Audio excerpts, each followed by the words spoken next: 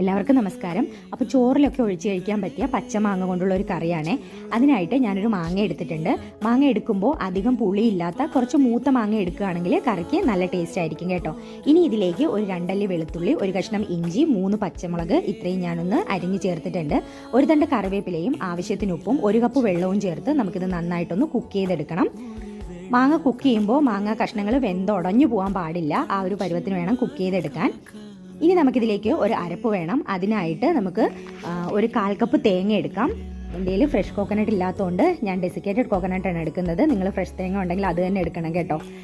ഇനി 1/4 കപ്പ് തേങ്ങയിലേക്ക് ഒരു 2 പച്ചമുളക്, 2 ചെറിയ ഉള്ളി, 1/2 ടീസ്പൂൺ മഞ്ഞൾപ്പൊടി, കുറച്ച് വെള്ളവും ചേർത്ത് നല്ല ഫൈൻ പേസ്റ്റായിട്ട് നമുക്കൊന്ന് അരച്ചെടുക്കാം.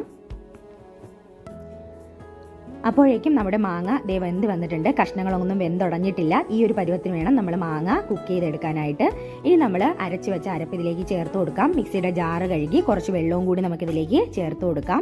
ഇനി ഇത് നന്നായിട്ട് ഒന്ന് മിക്സ് ചെയ്യണം. ഉപ്പൊക്കെ നിങ്ങൾ ഈ സമയത്ത് നോക്കുക. ഉപ്പ് കുറവാണെങ്കിൽ ഉപ്പ് ആവശ്യത്തിന് ചേർത്ത് ഉപ്പൊക്കെ അഡ്ജസ്റ്റ് ചെയ്തെടുക്കണം കേട്ടോ.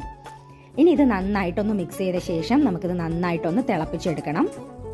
നന്നായിട്ട് വന്ന് കഴിയുമ്പോഴേക്കും അതിലേക്ക് ഒരു 2 തണ്ട് കറിവേപ്പിലയും പച്ച വെളിച്ചെണ്ണയും കൂടി ഒഴിച്ചു കഴിഞ്ഞാൽ നമ്മുടെ ടേസ്റ്റി ആൻഡ് ഈസി ആയിട്ടുള്ള മാങ്ങ കൊണ്ടുള്ള കറി റെഡി ആയിട്ടുണ്ട്.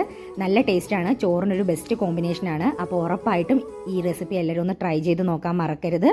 അതുപോലെ ഒരു ലൈക്കും കൂടെ തരാൻ മറക്കല്ലേ.